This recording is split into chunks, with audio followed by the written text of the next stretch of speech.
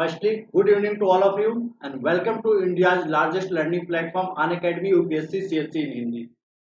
UPSC CSC के इस बेहतरीन प्लेटफॉर्म पे मैं आप सभी का स्वागत करता हूं। सबसे पहले तो मैं आप लोग को अपने बारे में बता दूं। मेरा नाम प्रदीप कुमार सिंह है और मेरा टीचिंग एक्सपीरियंस अगर देखा जाए तो 6 वर्ष का है। अर्थात इन 6 सालों में मैं अभी तक 2 लाख से भी ज्यादा बच्चों को पढ़ा चुका हूं और मैं यूपीएससी के इंटरव्यू में 2 बार अपेयर हुआ हूं। अर्थात मुझे प्रीलिम्स लेवल का और मेंस लेवल के बारे में पता है कि आपको कैसे तैयारी कराना है, किस तरीके से आपको आगे लेके चलना है। आप सभी लोग एक बार जुड़ जाइए। हाँ जी सर, दिख गए निस्ता रंजन जी, चंदन। लाइक और शेयर करो दोस्तों, बिल्कुल ठीक है। तो इनके बारे में हम लोग जो होता है मत सॉरी, एक बार आप लोग सभी लोग जुड़ जाइए, सभी लोग आ जाइए। तो इंटरव्यू और मेंस के बारे में आपको कैसे तैयारी करनी है, किस प्रकार से आपका रणनीति होना चाहिए, इन सभी चीजों के बारे में मैं आप लोग को इस प्लेटफॉर्म पे बताऊंगा। इसके बाद अगर इस प्लेटफॉर्म की खूबसूरती की बात की जाए तो यहाँ पे प्राप्त मिलते हैं आपको पढ़ाने के लिए जो आते हैं वो है इंडिया के सबसे टॉप एजुकेटर। ठीक है, किसी भी टीचर को अगर आप उठाकर देखते हैं, कोई भी पार्ट अगर देखते हैं ना, तो आपको सबसे आप किसी भी कोचिंग में जाने के बाद आप एक सेक्शन में इतने सारे जो होती है वैरायटी नहीं देख सकते जितना इस प्लेटफॉर्म पे आप लोग को प्राप्त होता है। और वो भी अगर आप लोग यहाँ क्लास करते हैं, आपके मन में कोई भी क्वेश्चन या डाउट आता है तो आप लोग डायरेक्ट जो होता है यहाँ पर टीचर के साथ पूछ सकते हैं और एक मतलब कि अपने डाउट को क्लियर कर सकते हैं। कविता गुड इवनिंग, देवेश जी good evening, Chandan Kumar good evening, गुलशन राठौर जी गुड इवनिंग। आप सभी लोग एक बार जुड़ जाइए, ठीक है। और इसका सब्सक्रिप्शन चार्ज भी ये नहीं कि बहुत ज्यादा है। अगर 1 साल का आप सब्सक्रिप्शन लेते हैं तो आपको पड़ता है 36,000 रुपया। मैं ये कहूंगा कि जिसको भी इस बार अगस्त में एग्जाम देना है, अगस्त में पेपर देना है, उसके लिए सबसे बेहतरीन कोर्स है 12 मंथ का, यानी कि जिसमें हम लोग मेंस लेवल में आंसर राइटिंग प्रैक्टिस कराएंगे, तो वो आपके लिए सबसे अच्छा कोर्स होगा। और उसके लिए कोड यूज करना है PK10। कौन सा कोड यूज करना है? PK10 कोड यूज करना है। वहीं पे अगर किसी को भी 2021 में एग्जाम देना है तो उसके लिए सबसे अच्छा कोर्स है आपको 2 साल का, बार मतलब 24 मंथ का। और अगर आप PK10 कोड यूज करते हैं तो 10% आपको डिस्काउंट मिलता है। और ना सिर्फ डिस्काउंट मिलेगा, बल्कि मैं आप लोगों के साथ जुड़ जाऊंगा और किस तरीके से आपका आंसर राइटिंग होना चाहिए, कहां पे आप मिस्टेक कर रहे हैं, उसमें और क्या सुधार आप कर सकते हैं, प्रॉपर वे में मैं चेक करूंगा। मैं मेरे द्वारा एडमिशन कराए गए हर एक स्टूडेंट का मैं लेखन शैली जो है, यानी कि आंसर राइटिंग प्रैक्टिस जो है, वो मैं जांच करूंगा। और उसके लिए बाकायदे मैंने एक ग्रुप भी बनाया है, जिस ग्रुप में मैं डेली क्वेश्चन आप लोग को दिया करूंगा और आप लोग को डेली जो होता है वहां से आंसर राइटिंग करके देना होगा, वहां पे मैं जांच करूंगा। ठीक है, तो एक बार मेरे साथ आप लोग कीजिए और आप लोग को खुद जब क्लासेस कर रहे हैं तो आप लोग को पता चल जा रहा होगा कि हाँ, आपके कंसेप्ट कितने क्लियर हो रहे हैं। लास्ट क्लास में, कल की क्लास जब चल रही थी तो इंटरनेट ने धोखा दे दिया, तो इसलिए अब आए हैं तो थोड़ा इंटरनेट महाराज को प्रणाम करके आए हैं ताकि वो रुका रहे। ठीक है, तो अब हम लोग आज उम्मीद करते हैं कि अरब आक्रमण जो भारत में हुआ था, उस अरब आक्रमण को आज की क्लास में हम लोग कंप्लीट करते हैं। लास्ट क्लास में हम लोगों ने किसके बारे में चर्चा किया हुआ था? तो लास्ट क्लास में इस्लाम धर्म के बारे में चर्चा किया था। तो जो कोई भी इस्लाम धर्म के बारे में नहीं पढ़े होंगे वो एक बार जाकर प्लेलिस्ट में चेक करके फर्स्ट क्लास आप लोग देख लीजिएगा। कल का जो मैंने क्लास शुरू किया था उसमें एक दो पॉइंट्स मैंने आप लोग को बताया था, याद रखे रहेंगे। इस्लाम धर्म का जो प्रचार है, इस्लाम धर्म का जो प्रचार है, उस प्रचार का नेतृत्व सबसे प्रथम बार किसके द्वारा किया गया था? वो कौन सा है? अरब प्रांत के द्वारा किया गया था। अर्थात खलीफाओं के द्वारा सबसे प्रथम बार पूरे के पूरे विश्व में इस्लाम धर्म का प्रचार किया गया। लेकिन जब खलीफा निर्बल होने लगे, अर्थात जब वो अपनी शक्तियों को और नहीं बढ़ाकर थोड़ा सा लेजी टाइप के होने लगे, तो उसके बाद से इस इस्लाम के प्रचार को इनके हाथ से छीन लिया गया। और उसके बाद इस्लाम का प्रचार किसके नेतृत्व में हो गया? ईरान के द्वारा हो। लेकिन ईरान भी ज्यादा दिनों तक टिक नहीं सके और तीसरे नंबर पे जो इस्लाम का प्रचार हुआ वो किसके द्वारा हुआ? तो तुर्कों के द्वारा हुआ। और भारत में अगर हम आक्रमण के बारे में देखते हैं तो भारत में जो आक्रमण करने वाले थे वो कौन कौन से? एक आपके अरब जो सबसे प्रथम बार भारत में अटैक करते हैं, और दूसरा कौन सा है? तुर्क। मैंने आपको पहली बार बताया कि चूंकि इस्लाम धर्म का उत्पत्ति ही, अगर हम लोग देखते हैं इस्लाम धर्म की जो उत्पत्ति है वो अरब में ही हुआ है। यही रीजन हुआ कि अरब सबसे प्रथम बार इस्लाम की प्रचार करने का, क्योंकि वहां पर देखा जाता है तो मैक्सिमम संख्या में बौद्ध धर्म को मानने वाले थे और दूसरी संख्या में देखा जाए तो हिंदू धर्म से संबंधित। यही रीजन रहा कि अरब प्रांत जो है सबसे प्रथम बार अपने क्षेत्र में जितने भी गैर मुस्लिम थे उन सभी को निकालकर सबसे प्रथम बार इस्लामिक देश बनने वाला कौन सा रहा है, तो सबसे प्रथम बार इस्लामिक जो राष्ट्र बना वो कौन सा बनता है, अरब बनता है। अरब ने सबसे प्रथम बार एक काम किया कि उनके देश में जो भी गैर इस्लामिक थे उनको बाहर निकाल दिया गया। दो ही उनके पास ऑप्शन था। देखिए अरब देश में दो ही ऑप्शन था। एक को कहा जाता था जिम्मी, समझिएगा एक एक पॉइंट को, अगर आप लोग पॉइंट समझेंगे ना तो उम्मीद मैं ये करूंगा कि आगे जब मेंस भी आप लिखेंगे, क्वेश्चन भी लिखेंगे ना, तो आप लोग के लिए काफी इजी हो जाएगा। एक होते थे जिम्मी और दूसरे होते थे काफिर। क्या नाम था, काफिर। जिम्मी वो थे जैसे यहूदी है, यहूदी वाले हैं, अर्थात मूर्ति पूजक जो नहीं थे उनको कहा जाता था जिम्मी और यहूदी थे। दूसरा जो काफिर थे, काफिर उनको कहा जाता है जो मूर्ति पूजा करते हैं, यानी कि जो मूर्ति पूजक थे उनको क्या कहा जाता, काफिर कहा जाता। यही रीजन रहा कि अरब वालों में जैसे हजरत पैगंबर मोहम्मद साहब ने कहा था कि जितनी भी मूर्तियां हैं उन सभी मूर्तियों को तोड़ दो, तो इनके मन में आया कि अभी भी जो मूर्ति को पूजा कर रहे हैं अगर ये हमारे देश में रह गए तो मूर्ति यानी कि हजरत में पैगंबर साहब की बातों को तो हम लोग पूरा नहीं कर पाएंगे। यही रीजन रहा कि इन काफिर जिनको कहा जाता था उनके पास सिर्फ और सिर्फ दो ही ऑप्शन था, या तो इस्लाम स्वीकार कर लेना, इस्लाम स्वीकार कर लेना, नहीं तो इनको क्या कर दिया जाता था, मार दिया जाता था। समझिएगा एक एक लाइन को समझिएगा। ये काफिर किसको कहा जाता, तो जो मूर्ति का पूजा करते थे उनको काफिर कहा जाता था। और काफिर यानी कि मूर्ति का पूजा और मूर्ति पूजा का विरोध किए थे हजरत पैगंबर मोहम्मद साहब ने, उनका विरोध किया था। तो अगर ये अरब में रहते हैं तो अरब में मूर्ति पूजा करेंगे तो पैगंबर मोहम्मद साहब की बातों को पूरा नहीं हो पाएगा। इसीलिए काफिरों के पास दो ही ऑप्शन दिया गया था, या तो इस्लाम स्वीकार कर लो नहीं तो मार दिए जाओ। और यही रीजन रहा कि अरब प्रांत में जितने भी मूर्ति पूजा करने वाले थे उन सबको या तो मार दिया गया नहीं तो इस्लाम धर्म स्वीकार करा दिया गया। समझ में आए ना यहाँ पे। दूसरा कौन से हैं, वो है जिम्मी। जिम्मी का अर्थ क्या होता था, जो मूर्ति का पूजा नहीं करते थे, जैसे यहूदी वाले हो गए तो यहूदी मूर्ति का पूजा नहीं करते थे तो वो किस में आते हैं, जिम्मी में आते हैं। अब इनके पास एक ऑप्शन था, इनके पास ऑप्शन ये था कि ये जो है वहां पर क्या देकर, वहां पे कुछ टैक्स देकर, ठीक है, वहां पे कुछ टैक्स देकर क्या कर सकते हैं, रह सकते हैं। ठीक है, जो धार्मिक टैक्स है उसको वहां पे वो देने के बाद वहां पे रह सकते थे। यह सिर्फ और सिर्फ किसके लिए था, तो जिम्मियों के लिए था। समझ में आ रहा है ना यहाँ पे। तो देखिए ऐसे पॉइंट अगर क्लियर करेंगे ना तो सारा पॉइंट क्लियर हो जाएगा। अब हम लोग को यहाँ क्या पढ़ना है, जो भारत में अरबों का अटैक होता है तो अरबों के अटैक के समय सबसे प्रथम बार हम लोग को यह पढ़ना है कि भारत की स्थिति क्या थी।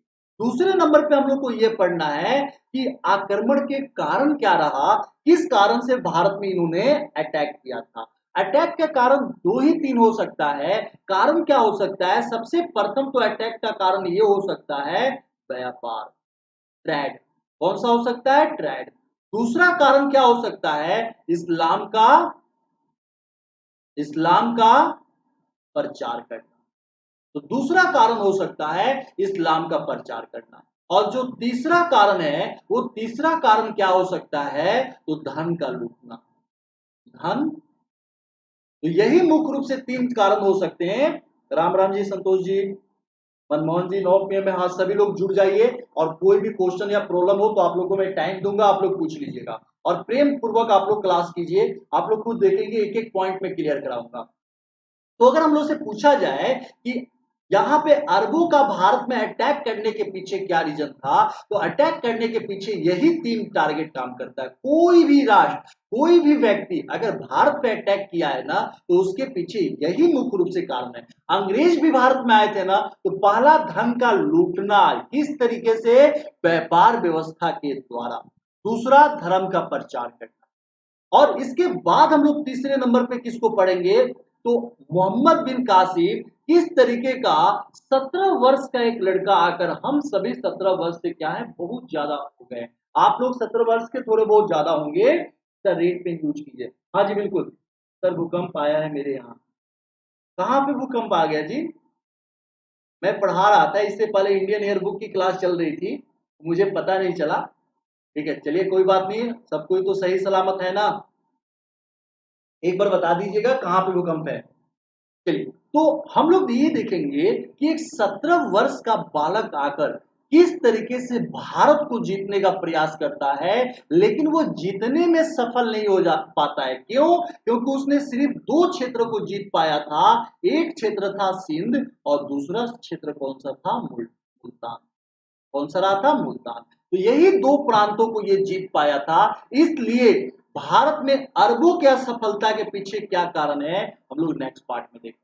और उसके बाद सबसे लास्ट में देखेंगे अरब आक्रमण का प्रभाव। यही सिस्टमैटिक क्रम होता है। अगर आप लोग मेंस भी लिखने जा रहे हैं ना, या किसी भी लेवल की अगर आप तैयारी करें, चाहे मुझे पता है कि आप लोग पीसीएस भी एग्जाम देते हैं, इसीलिए मैं हर एक प्रीलिम्स लेवल के बारे में यहाँ पे बताऊंगा। तो हम लोग सबसे पहले किसके बारे में चर्चा करें? अरबों के आक्रमण के समय भारत की स्थिति क्या थी, उसके बारे में हम लोग चर्चा करें।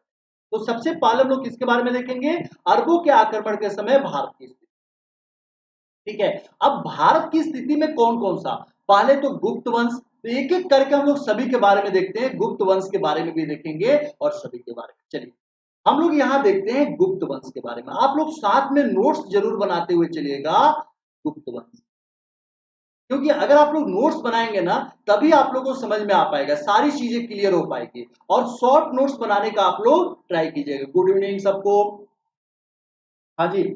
चलिए, अगर हम लोग यहाँ देखते हैं गुप्त वंश के बारे में, तो गुप्त वंश की शक्ति जो है ना, गुप्त वंश की शक्ति धीरे धीरे कमजोर होने लगी थी। और इस शक्ति के कमजोर होने का मुख्य रूप से कारण कौन सा था? तो इसका कारण यह था कि हर्ष की मृत्यु हो चुकी, और इनकी मृत्यु हो जाने के बाद जो उत्तराधिकारियों के बीच में युद्ध की शुरुआत हो जाती है, और उसके बाद जो गद्दी पे उत्तराधिकारी बैठते हैं, तो वो आपस में लड़ने लगते हैं। जिसका कारण ये बनता है, इनकी शक्ति की कमजोरी का कारण ये बनता है कि जो उत्तरी भारत है, उत्तरी भारत की एकता क्या होने लगी? खंडित होने लगी। आप लोग नोट्स साथ में बना रहे हैं ना? देखिए मैं यहां जो बना रहा हूं, रेड कलर यूज कीजिए सर। कोई बात नहीं, आप लोगों को दिखाई दे रहा है क्योंकि मैंने भी सिस्टम में चलाया है, तो दिखाई दे रहा है। एक बार आप लोग सिर्फ समझने पर ध्यान दीजिए। मैंने यहां पे बताया कि होता क्या है जब केंद्र में शक्ति मजबूत होती है। जैसे एक एग्जांपल देते हैं, अगर अकबर जो है काफी मजबूत था, या चंद्रगुप्त काफी मजबूत था, तो जितने भी प्रांतों पे इसकी सत्ता थी, तो सारी की सारी सत्ता किस तरीके से थी? केंद्रीकृत थी। यानी कि सब पे अपना कंट्रोल रखा हुआ था, और एकजुट होकर सभी के सभी क्या हैं, किसी के भी प्रति युद्ध का प्रचार कर सकते। लेकिन अगर यहां पे शक्ति कमजोर होने लगती है, तो ये सभी के सभी क्या होने लगते हैं? अपने आप को स्वतंत्र करने लगते हैं। अर्थात एकता खंडित होने का मतलब ये हुआ कि अब यहां पर विकेंद्रीकरण का दौर शुरू हो गया। और विकेंद्रीकरण का मतलब क्या हुआ कि जो छोटी छोटी रियासतें थी, वो रियासतें स्वतंत्र होने लगी। तो वो कौन सा दौर हुआ? विकेंद्रीकरण का। समझ में आ गया? एक पॉइंट हम लोगों ने यहां कंप्लीट किया गुप्त वंश की स्थिति के बारे में। ठीक है, दूसरा हम लोग यहां पे हम लोगों ने ग्राफ में देखा है कि दूसरा हम लोग को किसके बारे में पढ़ना है? अफगानिस्तान के बारे में। एक बार हम लोग किसके बारे में देख ले? अफगानिस्तान के बारे में भी अच्छे तरीके से देखते हैं। और मैं जैसा नोट्स बना रहा हूं ना, वैसे आप लोग जरूर नोट्स बनाइएगा। ठीक है, साथ में आप लोग नोट्स बनाते हुए चलिएगा, और प्रेम पूर्वक आप लोग पढ़िए, एक एक पॉइंट यहां पे क्लियर होगा। सर जी अपने सामानी वंश के बारे में बता दिया। सामानी वंश नहीं, अभी नहीं बताए, वो गौरी के साथ बताएंगे जी, वो गौरी का है, शिवानी वंश गौरी के साथ है, तो वहां पे मैं बताऊंगा। अब अगर हम लोग देखते हैं अफगानिस्तान के बारे में, तो अफगानिस्तान के बारे में कौन कौन सा पॉइंट्स आपके पेपर के लिए सबसे ज्यादा जरूरी है, या इसको कैसे समझ सकते हैं। देखिए, अफगानिस्तान के समय, अफगानिस्तान का देखा जाए तो अफगानिस्तान एक हिंदू राज्य था, समझिएगा, एक हिंदू राज्य था जिसे जिसे चंद्रगुप्त ने जीता था।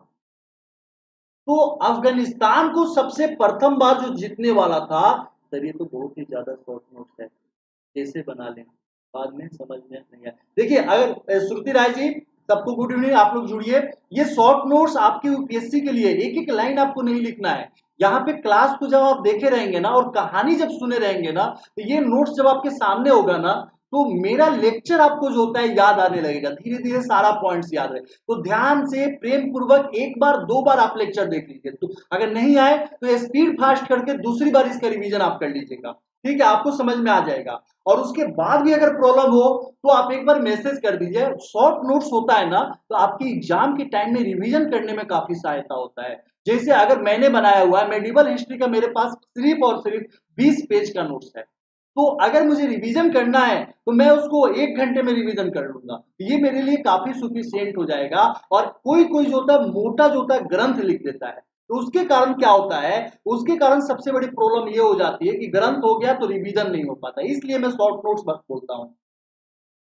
हाँ जी, अगर आप लोग 100+ लाइक कर दें तो मेरे लिए काफी अच्छी बात होगी, क्योंकि आज मेरी दूसरी क्लास है इस पे, और 100 लाइक, तो और भी मनोबल बढ़ जाएगा। तो आर्ट एंड कल्चर का भी मैं क्लास लेके आ जाऊंगा जल्दी ही। चलिए, तो ये पूर्णतः क्या था, हिंदू राज्य था। और चलिए, ये तो काफी अच्छा हुआ, 72 हो गया। आप लोग अपने अपने ग्रुप में एक बार शेयर कर दीजिए प्लीज। तो अब क्या हुआ, ये हिंदू राज्य था, और जिसको जीतने वाला कौन था, तो चंद्रगुप्त मौर्य था। ये फर्स्ट पॉइंट हम लोग का क्लियर हुआ। दूसरा, यहाँ पे कौन से धर्म का सबसे ज्यादा है, तो यहाँ पर एक तो बौद्ध धर्म और दूसरा हिंदू धर्म। सबसे ज्यादा यहाँ पे दो ही प्रांत है, एक बौद्ध धर्म और दूसरा कौन सा है, हिंदू धर्म है। तीसरा पॉइंट अगर हम लोग देखते हैं तो यह और राजनीतिक और सांस्कृतिक रूप से भारत का अंग था, भारत का अंग था। तो यह राजनीतिक और सांस्कृतिक रूप से, चिरंजीव जी 80 लाइव है, अच्छा अच्छा, मेरे को 72 दिख रहा था। तो ये राजनीतिक और सांस्कृतिक रूप से किसका अंग है, भारत का। अब एक पॉइंट और अफगानिस्तान का आप लोग अच्छे से समझ लीजिए, जैसे मैंने बताया, क्योंकि यही आप लोग का सबसे ज्यादा इंपोर्टेंस वाला है। जो ये अफगानिस्तान है, ठीक है, जो ये प्रांत अफगानिस्तान है, इसमें दो राज्य थे। एक राज्य था जाम्बुल, कौन सा था, जाम्बुल। और दूसरा जो राज्य था वो राज्य था काबुल। ये आप लोग ध्यान से अच्छे तरीके से सर लास्ट क्लास में जैन बताए थे, हाँ जैन धर्म भी यहाँ पर था, ठीक है, हिंदू जैन और बौद्ध की यहाँ पर ज्यादा जो थी मात्रा थी। अब देखिए, अफगानिस्तान में देखा जाए तो एक था जाम्बुल और दूसरा कौन सा था, काबुल। जो जाम्बुल की सीमा थी, जो जामुल की सीमा थी वो ईरान से लगती थी, और जो काबुल की सीमा थी वो जम्मू एंड कश्मीर से लगती थी। आया आप समझ में ना, कि भारत के साथ जो अफगानिस्तान का सीमा लगता है, वो सीमा कौन सा है, तो वो सीमा है काबुल वाला। और ये जो जाबुल है, यहां पर 650 से ही युद्ध शुरू हो गया इसको जीतने के लिए, और आकर 870 ईस्वी में यहाँ क्या हो जाता है, सफलता की प्राप्ति हो जाती है। अर्थात जो ये जाबुल है, इसको इस्लामिक राज्य कब बना लिया गया, इस्लामिक राज्य कब बनाया गया, तो 9वीं शताब्दी में। कब बनाया गया, 9वीं शताब्दी में। और जब ये जाबुल इस्लामिक राज्य बन गया, तब इसका नाम रखा गया जाबुल। कौन सा नाम रखा गया था, जाबुल किस्तान इसका, सर दो ही राज्य थे, हाँ जी, जो दो राज्य थे ना, वो इसके प्रमुख राज्य थे, जो हिंदू राज्य थे। ये दोनों के दोनों जो राज्य थे ना, ये हिंदू राज्य थे। और इसीलिए यहाँ पे फेमस ये होता है कि जब ये हिंदू राज्य है तो यहाँ पर किस प्रकार से मुस्लिम धर्म का यहां पर किस प्रकार से मुस्लिम धर्म का क्या होता है, निर्माण होता है। तो वही मैंने यहां बताने का ट्राई किया कि जो ये जाबुकिस्तान का निर्माण होता है ना, यहीं पर सबसे प्रथम बार गजनी वंश का निर्माण होता है। कौन सा वंश? गजनी वंश।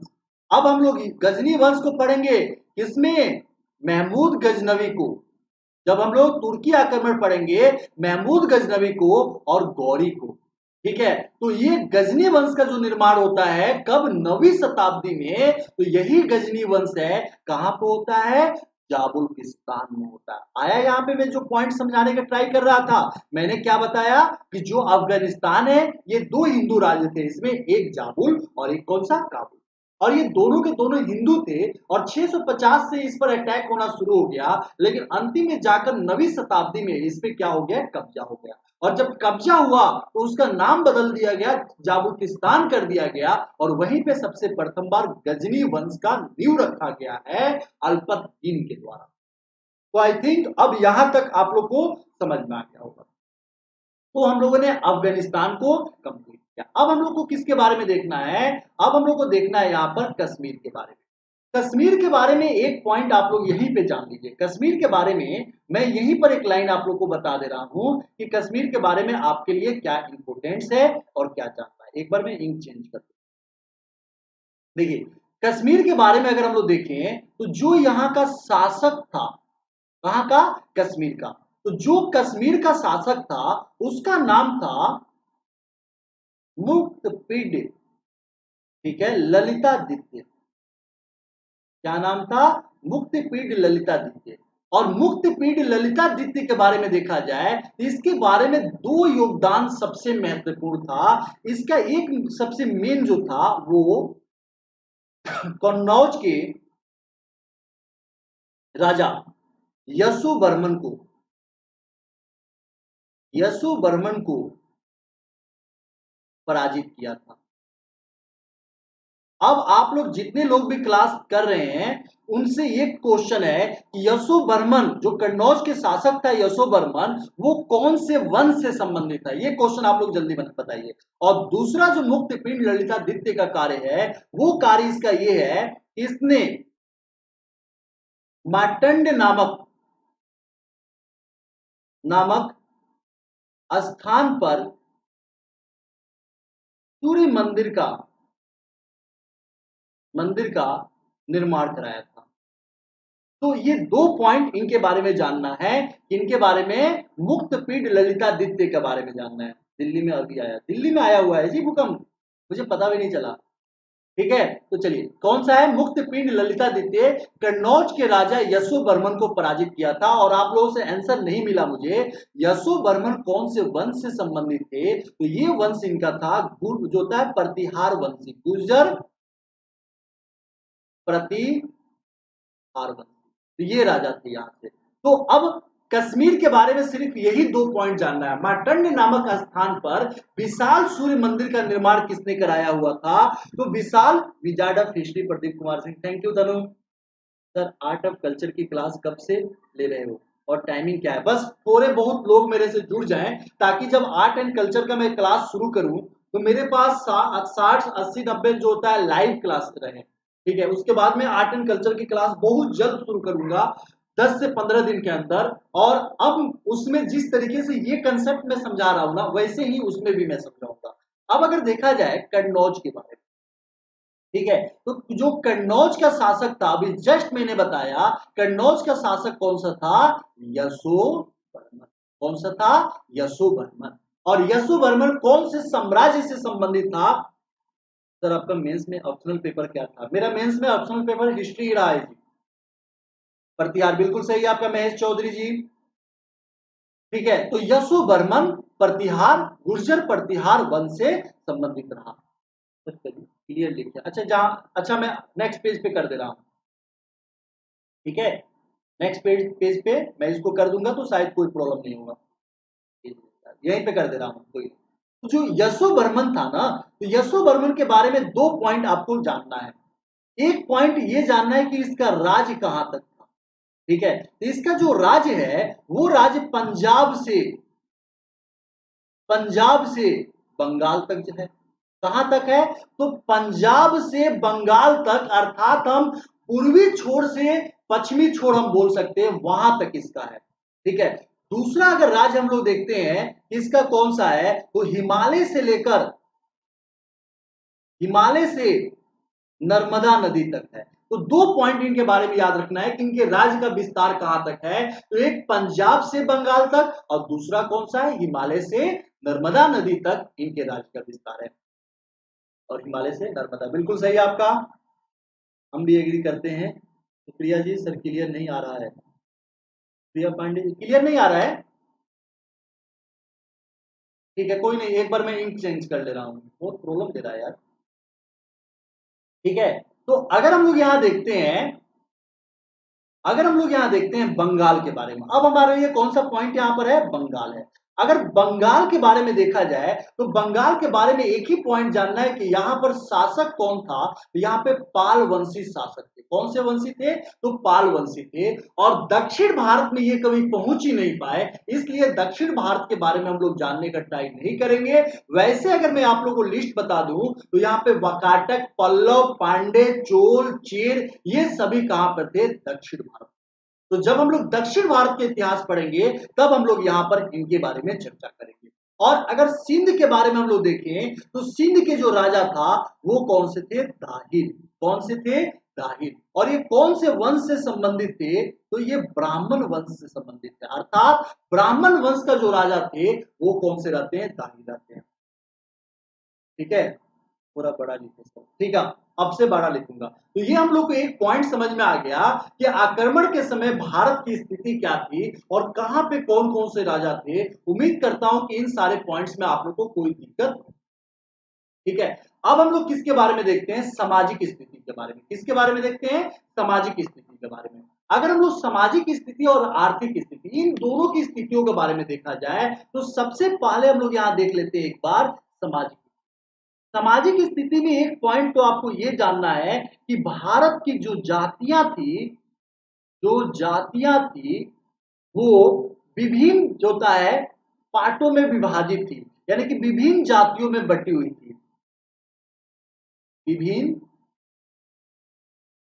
जातियों में बटी थी। तो एक पॉइंट तो हमारे पास ये हो गया कि भारत की जातियां, ताहिर के समय महमूद गजनवी ने, नहीं नहीं नहीं नहीं, वो भीम है, उस समय हम लोग आएंगे, वहां के सोमनाथ मंदिर का भीमद्वितीय है। आगे अगर हम लोग देखते हैं यहाँ पे जातियों जो होता है विभिन्न वर्ग में बटी हुई थी। ठीक है, दूसरा अगर हम लोग देखते हैं कि क्या उस समय अंतर जातीय विवाह संभव था, तो हाँ, उस समय कोई भी व्यक्ति अंतर जातीय विवाह कर सकता था। दूसरा, स्त्रियों की स्थिति अगर हम लोग नहीं करते हैं सामाजिक स्थिति में, तो स्त्रियों के साथ ये क्या होगा, गलत होगा। स्त्रियों की स्थिति में अगर देखा जाए तो स्त्रियों का समाज में सम्मान था। फर्स्ट पॉइंट हमें तो ये पता लगा कि समाज में स्त्रियों की क्या थी, सम्मान थी।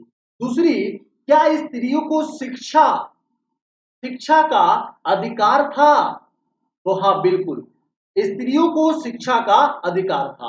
उस समय जब अरब अटैक होने वाला है उससे पहले शिक्षा का अधिकार है। अभी भी वर्तमान में हम लोग क्या देखते हैं, तो अभी भी बहुत सारे ऐसे प्रांत है, मुस्लिम प्रांत है, जहां पे स्त्रियों को शिक्षा का अधिकार नहीं दिया जाता है। एग्जाम्पल जो होता है मालला केस आप लोग उठाकर देख सकते हैं। दूसरा, क्या पर्दा प्रथा इस समय के था, तो इस समय कोई भी पर्दा प्रथा नहीं था। अर्थात हम बोल सकते हैं कि अरब आक्रमण से पहले भारत की सामाजिक स्थिति बहुत बेहतरीन अवस्था में, हम इस बात को क्या है बता सकते हैं। दूसरा, अगर हम लोग देखते हैं कि भारत की आर्थिक स्थिति क्या थी, तो आर्थिक स्थिति के बारे में अगर हम लोग देखते हैं तो भारत स्वर्ण गुण संपन्न था, यानी कि आर्थिक में ये क्या था, संपन्न था। जैसे जैसे एग्जाम्पल में जो व्यापार था, ये व्यापार अपने चरम बिंदु पे था। फर्स्ट पॉइंट तो ये कि जो व्यापार था वो व्यापार अपने चरम बिंदु पर था। जो कृषि थी, भूमि उपजाऊ होने के कारण कृषि भी काफी अच्छी खासी होती थी। और जो लघु और कुटीर उद्योग था वो भी काफी उन्नत था। तो हम ये बता सकते हैं कि अरब आक्रमण के समय भारत क्या है, बहुत ही संपन्न है। यही रीजन रहा कि अरब अटैक हुआ, तुर्क अटैक हुआ, इतने सारे अटैक होने के बावजूद भारत कभी भी गरीब नहीं हो पाया। ठीक है, लूटने वाले कितने भी लूट के लेकर चले गए, वो है, हो जाएगा क्लास पे ध्यान देना। हाँ जी, सभी लोग ध्यान लगाइए एक बार क्लास पे। सर प्राचीन इतिहास की क्लास कब से शुरू कर रहे हैं? बस इसके बाद एक पार्ट में प्राचीन इतिहास का शुरू कर दूंगा। पहले एक बार आप लोग सपोर्ट तो कीजिए, आप लोग लाइव आइए और कंटिन्यू क्लास कीजिए, ताकि अन अकेडमी को भी विश्वास हो जाए कि मेरे से पढ़ाए हुए बच्चे क्या है, संतुष्ट है, तभी तो वो क्लास देगा ना। चलिए, अगर हम लोग देखें यहाँ पर एक लाइन आप लोग याद रखे रहेंगे कि जो अमीर है और जो गरीब है, इनके बीच में अंतर तो है, लेकिन ये दोनों के दोनों क्या है, खुशहाल है। दोनों के दोनों क्या है, खुशहाल है। तो ये रहा भारत की आर्थिक स्थिति और ये रही भारत की सामाजिक स्थिति। उम्मीद करता हूं कि भारत की आर्थिक, सर कोई और क्लास होती है आपके दिन में? हाँ जी, इंडियन एयर बुक की क्लास हो रही है और कल में भी हो सकता है मैराथन क्लास में लूं, किसका, तो करंट अफेयर्स का, तो उसमें भी आप लोग जुड़ जाइएगा। बुक से पढ़ो, ज्यादा बेटर। ठीक है, आप लोग बुक से पढ़ सकते हैं, एक बार बुक को भी पढ़िए, इरफान हबीब को या हरिश्चंद्र वर्मा की किताब पढ़िए और मेरी एक बार क्लास कर लीजिए। उसके बाद आपको समझ में आ जाएगा कि बुक में एक भी पॉइंट जितना मैं समझा रहा हूं ना, उससे ज्यादा नहीं होगा, क्योंकि मैं उन सभी किताबों को पढ़ने के बाद मैं आपको यहां समझाने का ट्राई कर रहा हूं मेरे भाई। द थिंग इज, फालतू कमेंट की वजह से पोटेंट्स क्वेश्चन, हाँ मे भी हो सकता है, कोई बात नहीं। अब हम लोग फिर आगे हम लोग क्या देख लिए, एक तो सामाजिक स्थिति देख लिए और दूसरा आर्थिक स्थिति थी। अब हम लोग से ये क्वेश्चन है मन में, हमारे मन में ये क्वेश्चन आ सकता है कि जो भारत पे अरबों का अटैक होता है, इस अटैक के कारण क्या है? तो मैंने पहले ही आप लोगों को बता दिया, शुरू की क्लास में ही मैंने आप लोगों को बताने का ट्राई किया कि सबसे फर्स्ट कारण क्या हो सकता है अटैक का। तो सबसे फर्स्ट कारण होता है व्यापार। किसी का भी अटैक करने के पीछे भारत में क्या था, तो भारत का जो है व्यापार काफी उन्नत व्यवस्था पे थी, तो उस व्यापार पर एकाधिकार करने के लिए वो लोग क्या थे, अटैक करते थे। अगर हम लोग ये बोले कि दूसरा कारण क्या था भारत पे अटैक करने का, तो जो इस्लाम धर्म था, इस्लाम धर्म का प्रचार करना। ठीक है, तो ये इनका दूसरा कारण है अरबों का भारत पे अटैक करने का। और अगर हम लोग से पूछा जाए इनका तीसरा कारण क्या है, तो भारत से धन लूटना। बस, अगर ये तीन पॉइंट आप लोग को, सर कमेंट बंद कर दीजिए, आप लोग बंद कर लीजिएगा। अच्छा मैं नहीं देखूंगा, ठीक है ना, जब मैं बोलूंगा कोई क्वेश्चन हो तो आपके मन में कोई क्वेश्चन होगा तो आप लोग बता दीजिएगा। चलिए हम लोग यहाँ पे कॉन्सेंट्रेट करते हैं। अगर हम लोगों से ये पूछा जाए कि अरबों का भारत पे अटैक करने के पीछे क्या रीजन है, तो सबसे बड़ा रीजन है व्यापार, और दूसरा सबसे बड़ा रीजन है इस्लाम का प्रचार करना, और तीसरा रीजन है धन लूटना। अगर ये तीन पॉइंट आपको पता है ना, तो आप इसका आंसर किसी भी तरीका से पूछा जाए आप लोग दे सकते हैं। जैसे फर्स्ट पॉइंट अगर हम लोग देखते हैं कि पहले अरब के जो निवासी थे ना, वो दक्षिणी पश्चिमी तट से भारत में व्यापार के लिए जाते थे, और 636 में बंबई के निकट हाड़ा नामक स्थान पे उन क्षेत्रों पे क्या किया, अटैक किया, लेकिन वो अटैक क्या रह गया, असफल हो। ठीक है, तो उनको ये पता लग गया कि बंबई क्षेत्र से जीत पाना काफी मुश्किल है, क्योंकि बंबई क्षेत्र साउथ वाले क्षेत्र में आ जाते थे और वहां पे राजनीतिक अभी क्या थी, संयुक्त थी, और उस प्रांतों को जीत पाना काफी मुश्किल था। इसलिए वो उत्तर भारत से भारत में आने का ट्राई किए। दूसरा इन लोगों ने क्या किया, जल मार्ग के द्वारा भी गुजरात वाला जो क्षेत्र है उस पर इन लोगों ने अटैक करना और उत्तर भारत की तरफ अटैक करना क्या किया, शुरू कर दिया। लेकिन इन दोनों अटैक में ये लोग क्या कर दिया, असफल हो गए थे। ठीक है, दूसरा अगर देखा जाए मुख्यतः और क्या हो सकते हैं, तो इनका मुख्य कारण था कि सिंध के क्षेत्रों तक, यानी कि सिंध की जो सीमा है उन सीमा तक जीतकर हम अपने इस्लाम का प्रचार कर सकते। अब एक प्रांत कौन सा है, मकरान, अभी भी आप लोग देखेंगे मकरान, और इसका आधुनिक नाम किस में जाना जाता है, बलूचिस्तान के नाम से जाना जाता है। तो अभी आप देखिएगा ये भी बहुत इंपॉर्टेंट है, यह भारत से लगा हुआ है। तो अब जो मकरान है ना, तो मकरान को जीतने के लिए अरबों ने कई प्रयास किया, लेकिन वो सारे के सारे प्रयास असफल रहते हैं। लेकिन जब 8वीं सदी में इनको सफलता मिल जाती है, तो इसी मकरान के रास्ते से भारत में तुर्क आक्रमण की शुरुआत हो जाती है और भारत में तुर्क सत्ता की स्थापना हो जाती है। तो ये सारे पॉइंट्स जो है इसमें क्या है आपको मकरान से समझ में आया यहाँ पर। अब देखिए, अगर हम लोग से पूछा जाए, अगर हम लोग से पूछा जाए कि इसका तत्कालीन कारण क्या था, अगर हम लोग से पूछा जा रहा है कि जो इस पे अटैक हुआ है उस अटैक का तत्कालीन कारण क्या है, तो तत्कालीन कारण में मैं अब आप लोग को बता रहा हूं, ध्यान से आप लोग समझिएगा। हुआ ये था कि जो लंका के राजा थे, जो लंका के राजा थे, तो लंका में वैसी कन्याएं जिनकी पिता की मृत्यु हो चुकी थी, अर्थात जो कन्या या जो लड़की अनाथ हो चुकी थी। ध्यान से कहानी समझिएगा, क्योंकि यहीं से आपका कंसेप्ट अब क्लियर हो जाएगा। ठीक है, मैंने बताया कि जो लंका के राजा हैं, तो अपने यहाँ जिन कन्याओं की अर्थात जिन लड़कियों की पिता की मृत्यु हो चुकी थी, उनको उन्होंने बंदी बना लिया और कुछ उपहार के लिए, उपहार के साथ जो पूर्वी प्रांत के सूबेदार थे हज्जाज, ठीक है, उन पूर्वी प्रांत के सूबेदार के पास भेजा। तो कन्याओं को भेजा गया था और कुछ उपहार भेजा गया था। ये बात समुद्री लुटेरों को पता लग गया और जो जहाज जा रहा था उस जहाज को समुद्री लुटेरों ने क्या कर लिया, लूट लिया। किसके पास भेजा जा रहा था, हज्जाज के पास। और हज्जाज को पता था कि मेरे पास पैसा तो आ ही रहा है, कुछ बंदी स्त्रियां भी आ रही हैं, कुछ बंदी जो होती है कन्याएं भी आ रही हैं, ये हज्जाज को पता था। तो हज्जाज को जब ये नहीं मिला तो काफी क्रोधित हुआ और क्रोधित होने के बाद वो जो उस क्षेत्र का राजा था दाहिर, उस दाहिर से बोला कि चूंकि आपके क्षेत्र में, जैसे आप लोग अगर किसी थाने के अंतर्गत आते हैं तो उस थाने के अंतर्गत कोई भी कांड होता है तो उसकी जिम्मेदारी आपकी होती है। इसी रीजन से उसने ये कहा कि चूंकि आपके क्षेत्र में समुद्री लुटेरों के द्वारा लूटा गया है, इसलिए जिम्मेदारी आपकी बनती है कि हर्जाना आप, समझ में आ रहा है ना। जो माल भेजा गया था समुद्री लुटेरों ने लूट लिया। हज्जाज ने किससे, दाहिर से हर्जाना मांगा, दाहिर ने बोला कि हम ना देंगे। आया, दाहिर ने सीधा बोल दिया हम नहीं देंगे। जब हज्जाज को पता लगा कि दाहिर मना कर दिया है, तो उस समय जो खलीफा था उस खलीफा का नाम था वाहिद। कौन सा खलीफा था, वाहिद। मधुकर सर को कंटिन्यू ले रहे हैं मैराथन, ठीक है, ठीक है, हम एक बार बात करेंगे। तो खलीफा जो है उस समय खलीफा कौन सा होता है, खलीफा वाहिद रहता है।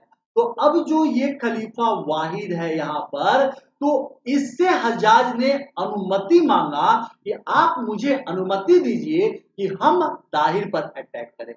वाहिद ने बोला कि ठीक है, आपकी जैसी मर्जी है, आपको अटैक करना है आप अटैक कर दो। तो हज्जाज ने बोला कि ठीक है महाराज। इसलिए सबसे प्रथम बार अपना नेतृत्व किसके साथ भेजता है, तो उबैदुल्ला के साथ भेजता है। ठीक है, उबैदुल्ला, यानी कि हज्जाज की तरफ से सबसे प्रथम बार अटैक करने के लिए कौन जाता है, उबैदुल्ला जाता है। लेकिन जब दाहिर के साथ युद्ध होता है तो ये ना सिर्फ पराजित होता है बल्कि मारा भी गया। तो जो प्रथम अटैक किया जाता है ना 711 में, इस अटैक में उबैदुल्ला मारा गया और हज्जाज क्या हो गया, पराजित।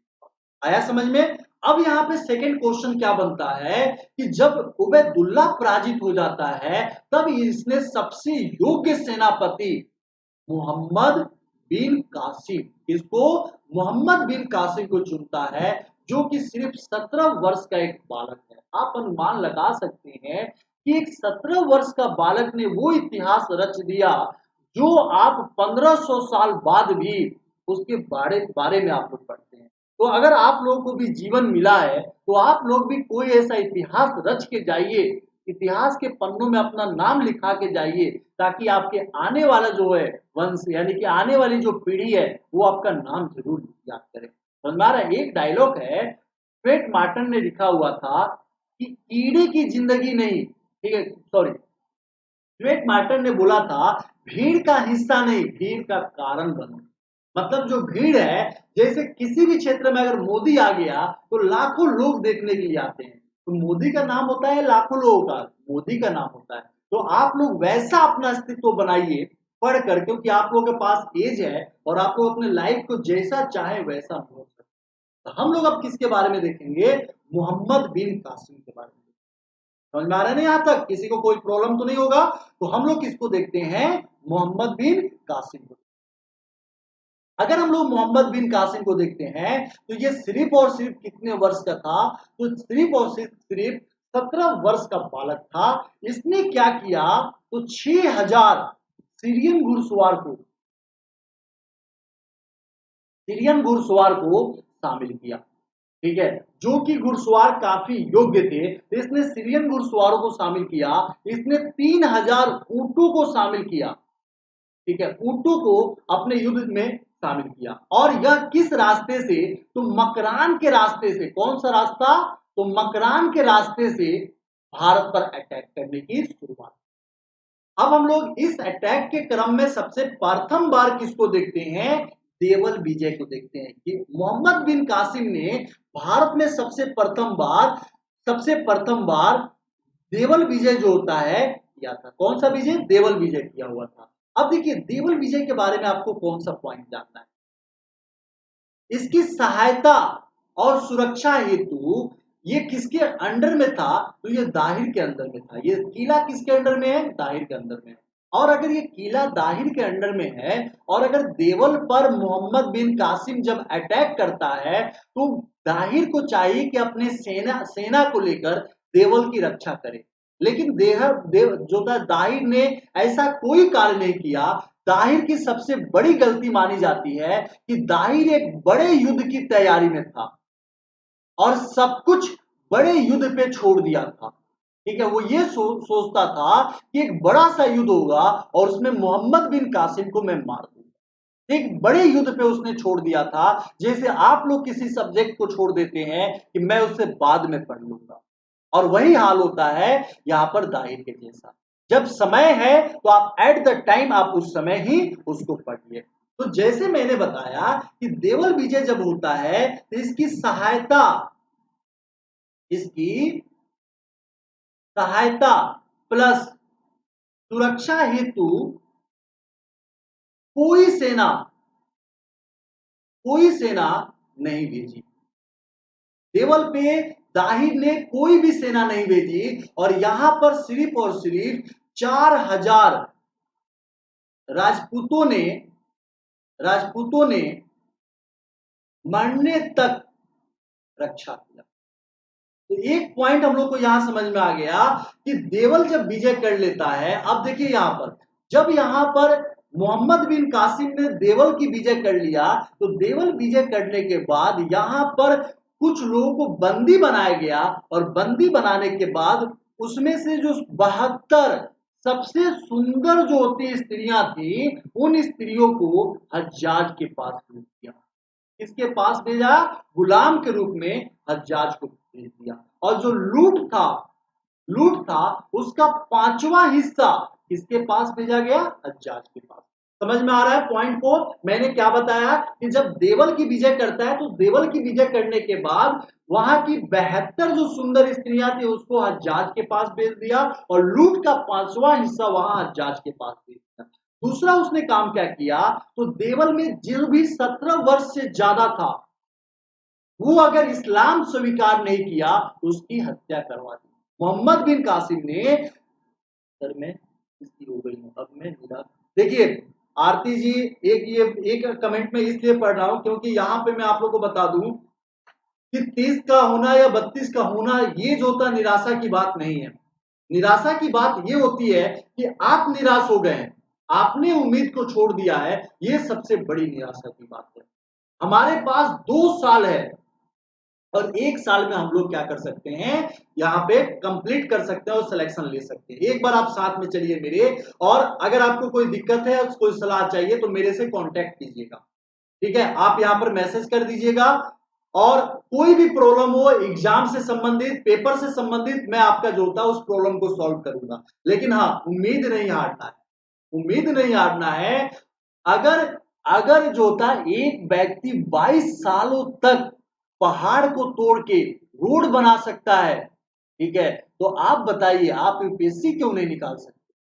समझ में आ रहा है? आप भी तो इंसान है ना, और जो यूपीएससी निकालता है वो भी यही आटा चावल खाता है, आप भी वही चीज खाते हैं। तो टेंशन मत लीजिए, सिर्फ पढ़ाई कीजिए, और उम्मीद हार जाना मतलब सिलेक्शन रुक जाना होता है।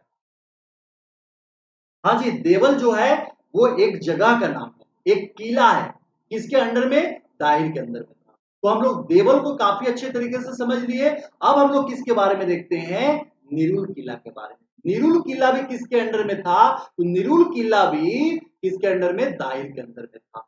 और यहां पर जो दाहिर का पुत्र था, दाहिर का पुत्र का क्या नाम था? कि दाहिर का पुत्र का अगर देखा जाए तो जयसिंह नाम था। क्या नाम था? जयसिंह।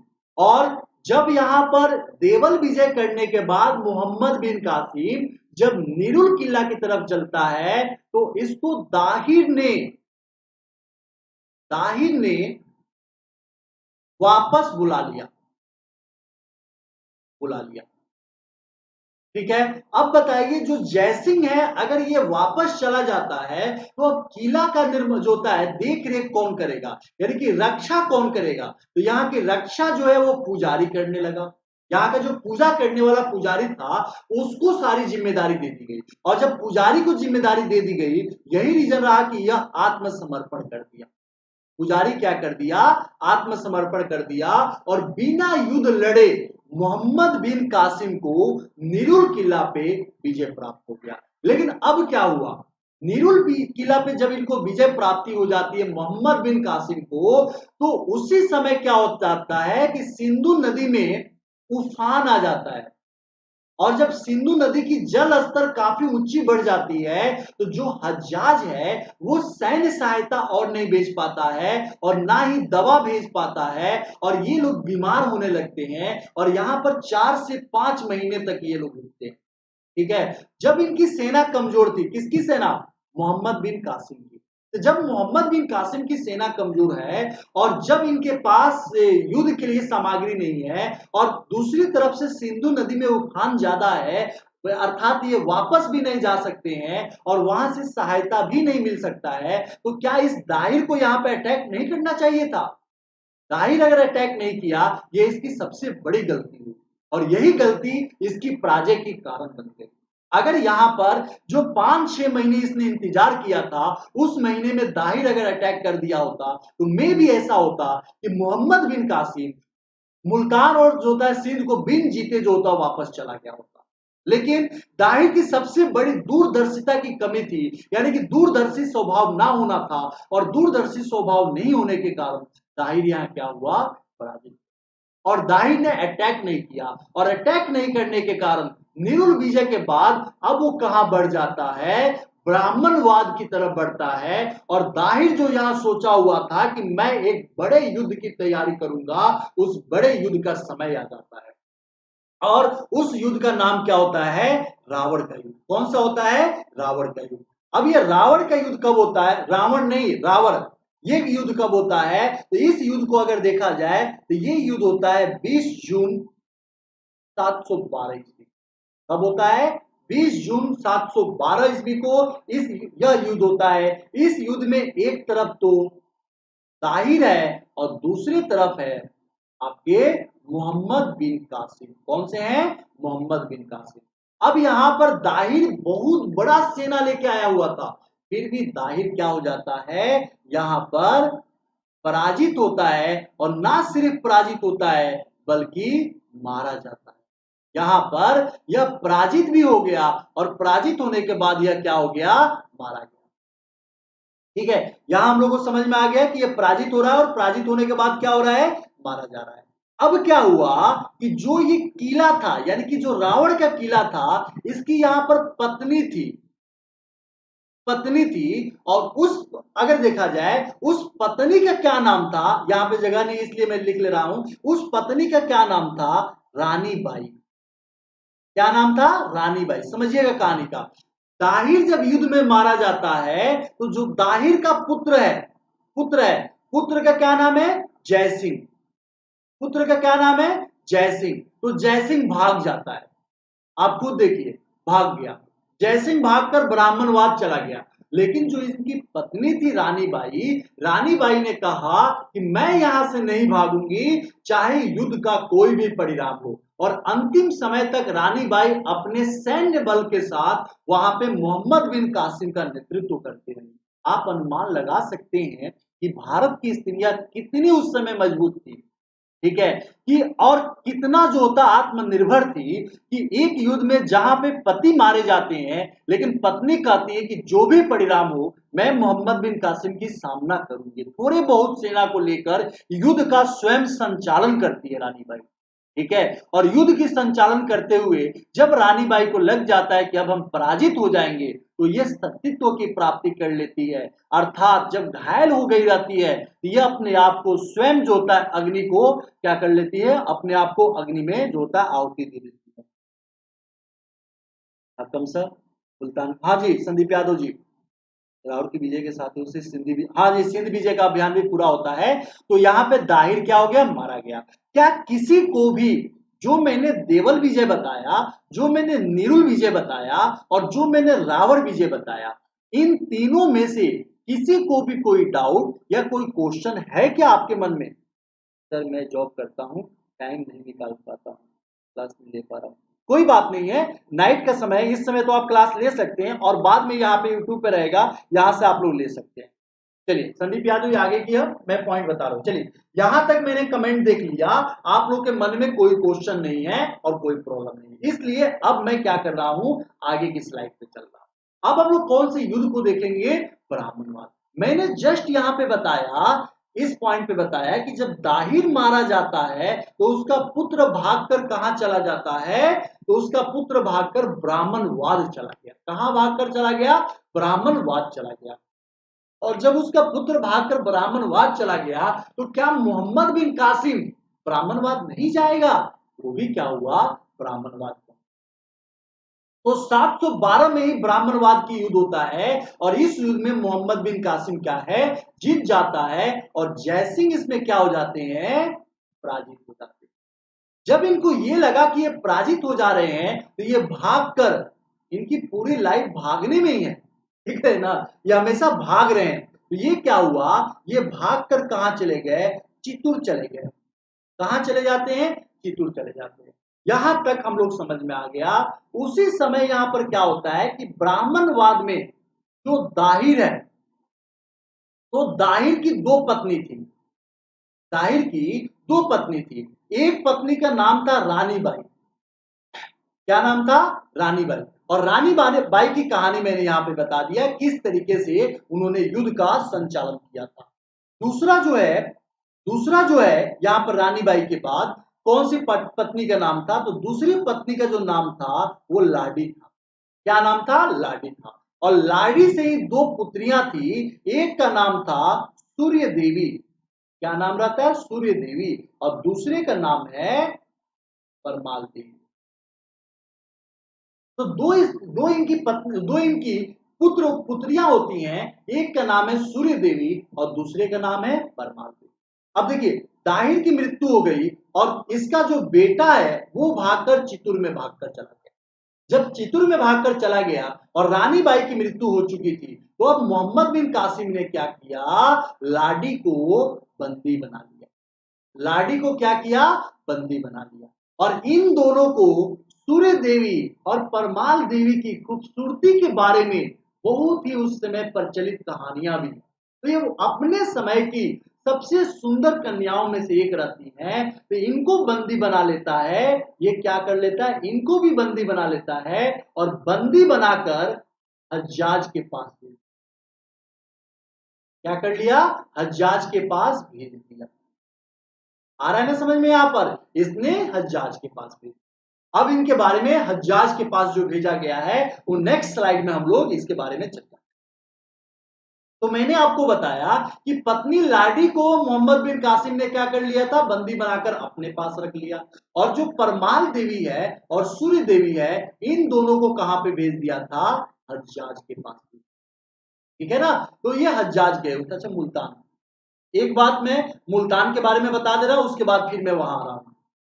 तो जब यहां पर सिंध की विजय वहां संपन्न हो जाती है, तो अब वो आगे कहां बढ़ता है, मुल्तान विजय के लिए बढ़ता है। तो मुल्तान पे विजय कब किया था, तो मुल्तान पे ये इसमें जो होता है विजय 713 ईस्वी में किया हुआ था। दूसरा क्या था, मुल्तान के जो किला था ना, वो अभेद किला था। मुल्तान के किला को जीत पाना काफी मुश्किल था। ठीक है, लेकिन क्या हुआ, एक देशद्रोही ने उस किले के अंदर जो पानी जाता था, उस पानी के स्रोत को बता दिया। और जब पानी के स्रोत को बता दिया, तो मोहम्मद बिन कासिम ने उस पानी को ही रोक दिया। जिसके कारण क्या हुआ, महल के अंदर अर्थात उस किले के अंदर पानी की किल्लत होने लगी। लोग पानी के बिना त्राहिमाम किए और उसके कारण किले के दरवाजा खोल दिया गया। और जब दरवाजा खोल दिया गया तो आत्मसमर्पण मुल्तान ने स्वयं कर दिया। अब मुल्तान ने जो आत्मसमर्पण कर दिया, तो वहां से इसको सोने की जो होती है बहुत ज्यादा मात्रा प्राप्ति होती है। और जब यहाँ पे सोने की बहुत ज्यादा मात्रा प्राप्ति होती है, इसीलिए उसका नाम क्या रख दिया, सोने का नगर रख दिया। तो सोने का नगर जो होता है, सोने का नगर जो होता है किसको रखा गया, तो मुल्तान को रखा गया। और ये अरबों की सबसे अंतिम विजय थी। ये हमारे पेपर के लिए एक पॉइंट्स इंपोर्टेंट हो सकता है कि अरबों की सबसे अंतिम विजय कौन सी थी। तो अरबों की सबसे अंतिम विजय कौन सी होती है, मुल्तान। समझ में यहां तक आ गया। अब हम लोग किसके बारे में देखते हैं, चचनामा। किसके बारे में, चचनामा के बारे में।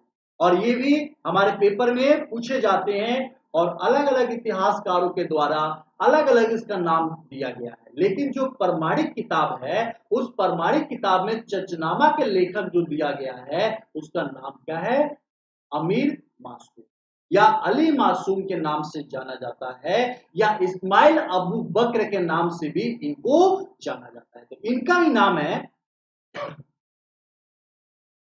मोतियों का नगर। हाँ जी, मोतियों का नगर भी कहा गया था। सतेंद्र जी हेलो, कोई क्वेश्चन या प्रॉब्लम है तो आप लोग पूछ सकते हैं। नया है, कोई बात नहीं है, अगर कोई भी नया है तो। मोहम्मद बिन कासिम को नई खलीफा सुलेमान द्वारा, हाँ उसके बारे में मैं कहानी बता रहा हूँ, क्यों मरवा दिया गया था, उसके पीछे क्या रीजन था, क्या तथ्य दिया गया है, तो उसको मैं अभी जस्ट यहाँ पे क्लियर कर रहा हूँ। किसी को कोई क्वेश्चन नहीं है ना? हाँ खुशबू यादव जी, किसी किसी किताब में लिखा हुआ है कि अननोन जो होता है लेखक है इसका। तो लेखक के बारे में किसी किसी किताब में नहीं लिखा है, लेकिन एलपी शर्मा की किताब या इरफान हबीब की किताब अगर आप पढ़ते हैं तो उसमें नाम दिया गया है अमीर मासूम। और हरिश्चंद्र वर्मा देखते हैं कि इस्माइल अबू बकर का नाम उसमें दिया गया है, तो इसलिए इनके नाम पे हम लोग ज्यादा चर्चा नहीं करेंगे। हज्जाज कौन था, एक जो होता है सूबेदार था। समझिएगा अजय कुमार जी, जैसे वालिद जो थे ना, यहां समझ लीजिए, जो वालिद थे ना ये खलीफा थे, ये खलीफा थे। और खलीफा का जो अलग अलग प्रांत था, तो इसी खलीफा का एक सूबेदार था। एक प्रांत का जो था, पूर्वी प्रांत का देखने वाला था, उसका नाम क्या था, हज्जाज। तो ये सूबेदार था, जो कि क्या है, सूबेदार था। एमसीक्यू भी करा दीजिए, कराएंगे संदीप जी। देखिए अगर आप लोग को कोई भी प्रॉब्लम अगर हो तो नंबर मेरा है 7065 77 99 38। एडमिशन से संबंधित या आपके कंसेप्ट से संबंधित प्रॉब्लम हो, आप लोग मैसेज कर दीजिएगा, कॉल पहले मत कीजिएगा, मैसेज कर दीजिएगा, ठीक है। तो अगर हम लोग से पूछा जाए अरबों की जानकारी, अरबों ने भारत पे अटैक किया था, इसके अब हम लोग फिर कंसेप्ट पे आ रहे हैं। यहां अब आप लोग ध्यान दीजिए, ठीक है। हाँ एनसीईआरटी में नाम नहीं दिया गया है।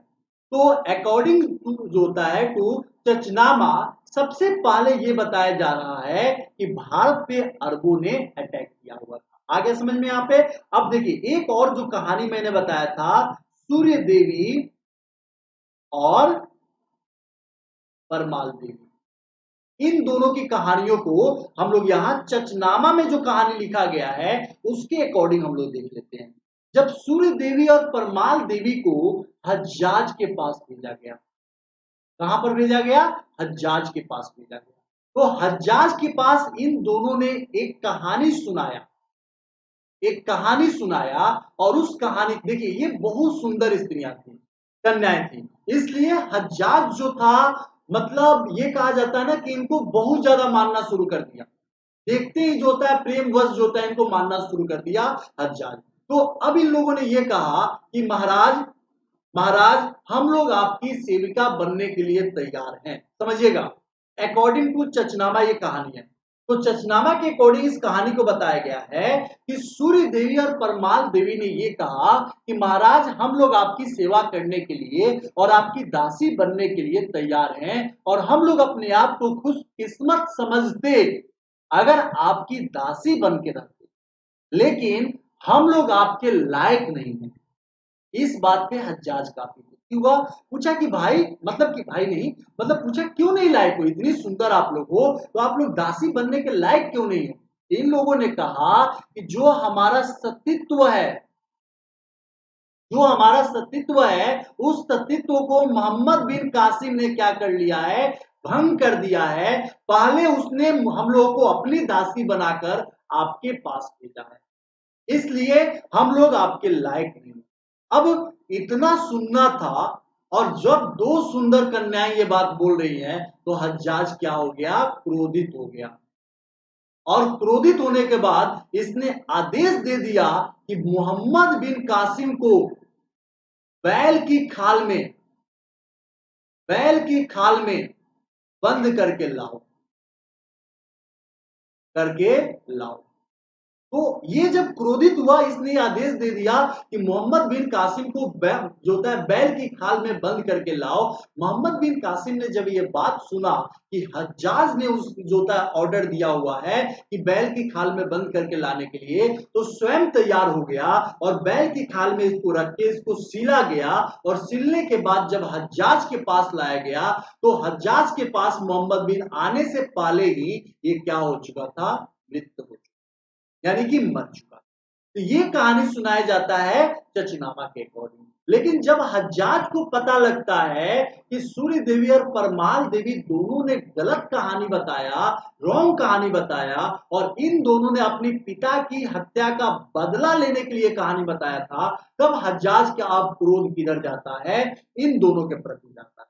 और इन दोनों को घोड़े की पूंछ में, घोड़े की पूंछ में बांधकर उस समय तक दौड़ाया जाता है जब तक कि दोनों क्या हो जाती हैं?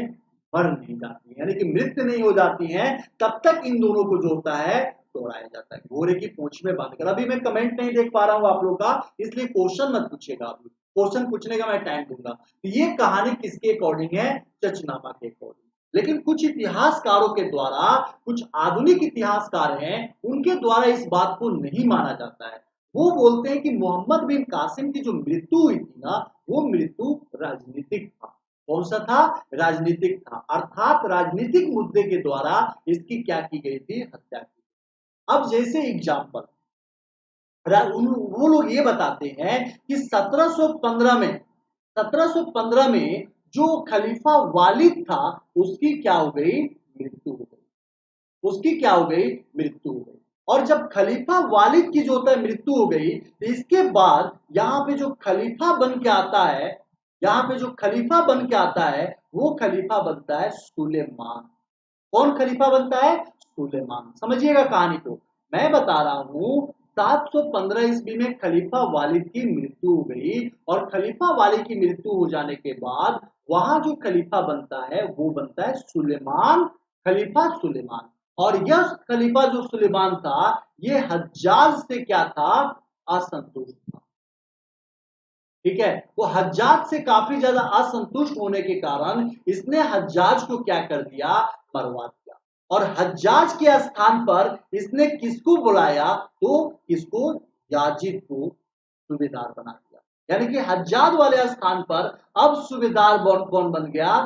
यहाँ पर याजिद जो है सूबेदार बन गया। क्योंकि हज्जाज का सबसे ज्यादा प्रिय था कौन? मोहम्मद बिन कासिम।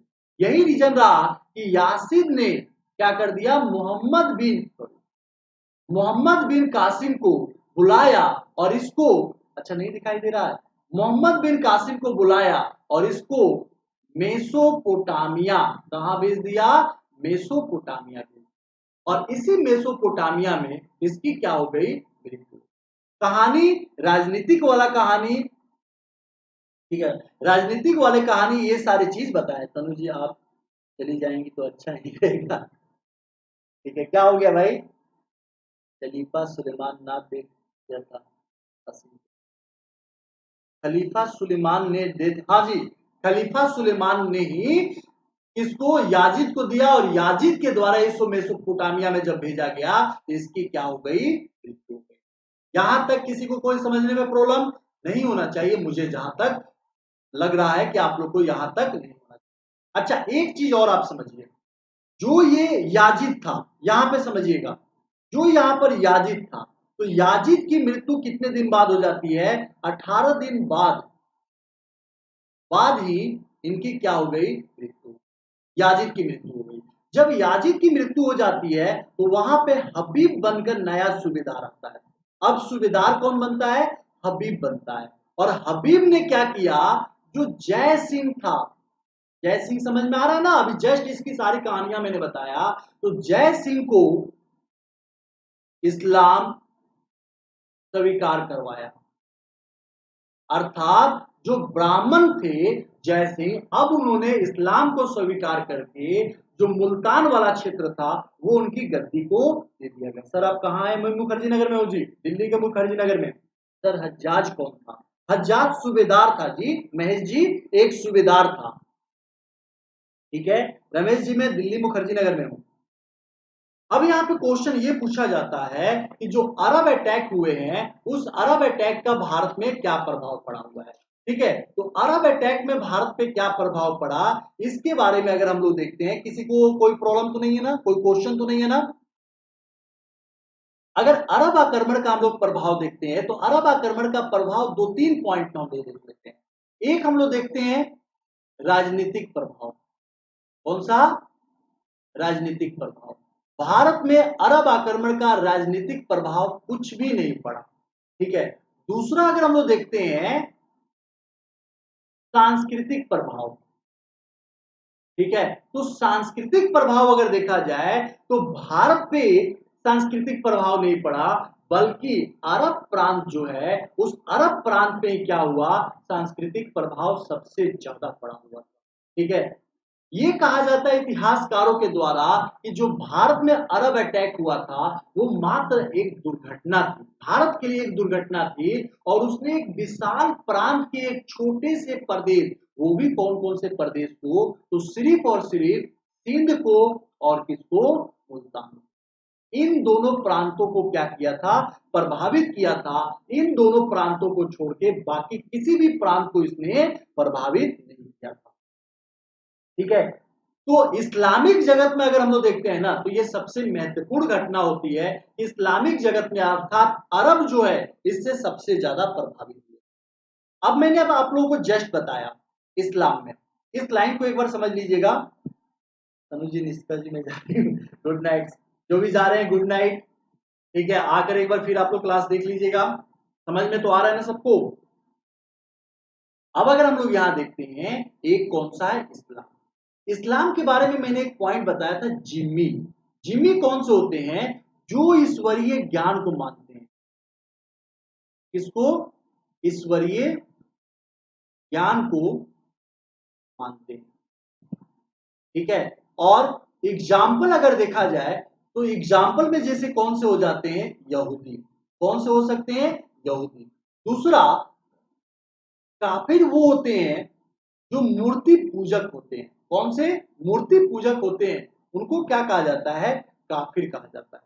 ठीक है, अब क्या हुआ कि जब देवल विजय मोहम्मद बिन कासिम ने किया था तो देवल विजय के समय मोहम्मद बिन कासिम ने जितने भी वहां के हिंदू थे, वो तो मूर्ति पूजक तो होंगे ना हिंदू, तो उन सभी हिंदुओं को कहा कि या तो आप इस्लाम को स्वीकार कर लो, इस्लाम स्वीकार करो वरना मार दिए जाओगे।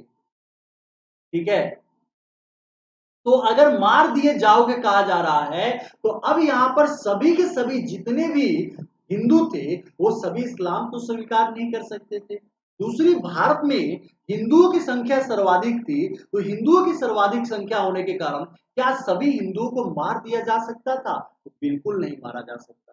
यही रीजन रहा कि देवल विजय में सभी हिंदुओं को नहीं मार पाया गया। हिंदुओं की क्या रही, समझिएगा, यहां पर हिंदुओं की संख्या ज्यादा थी, इसलिए सबको सबको इस्लाम धर्म स्वीकार कराना कराना या मारना संभव नहीं था। समझ में आ रहा है ना? यहां पर सबको जो है इस्लाम धर्म स्वीकार कराना या मारना संभव नहीं था। यही कारण रहा कि उन लोगों को भी क्या मान लिया गया, जिम्मी मान लिया गया। और अगर जिम्मी माना गया है तो एक कर देना पड़ता था, और वो कर कौन सा होता था? धार्मिक कर। कौन सा होता था? धार्मिक कर। और धार्मिक कर कौन सा है? तो जजिया। तो जजिया कर देकर वो अब उस प्रांत में रह सकते।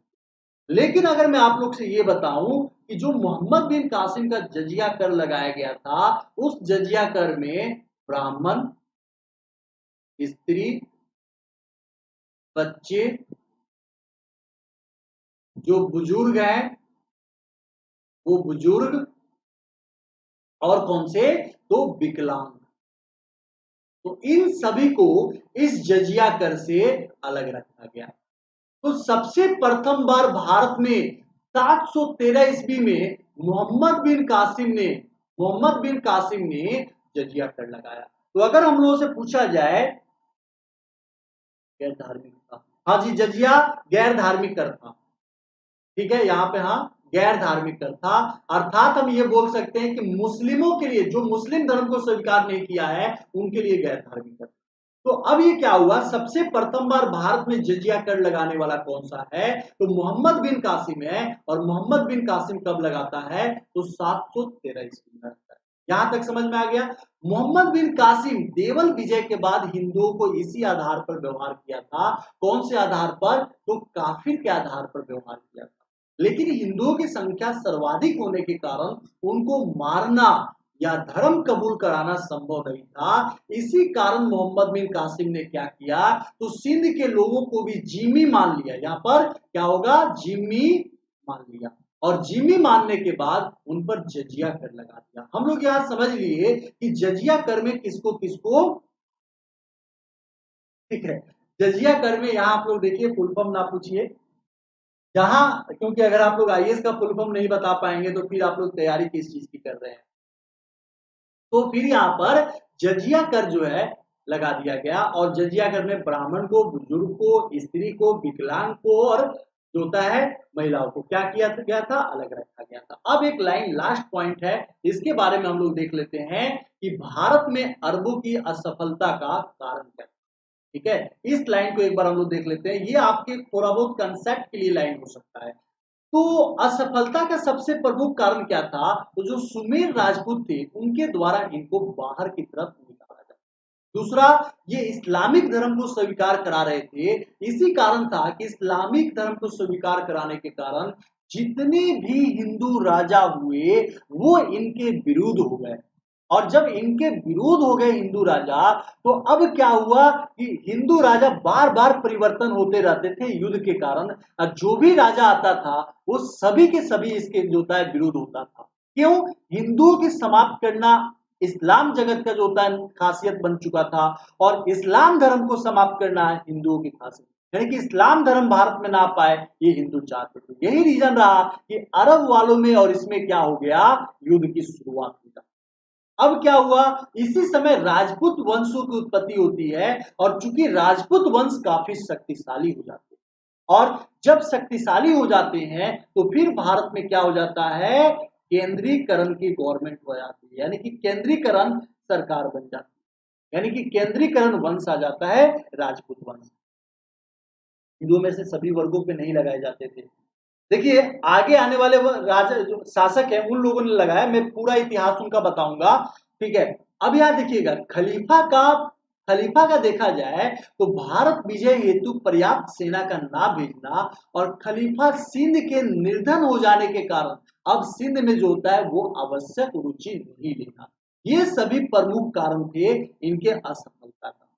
अब यहाँ पर एक और पॉइंट है कि जो भारत में असफल यानी कि अरब आक्रमण आए हैं उनका क्या प्रभाव पड़ा।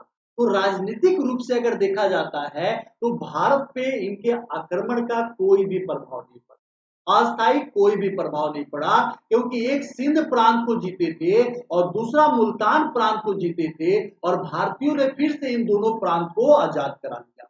इसलिए इसलिए इनको जो होता है, कोई क्वेश्चन था क्या?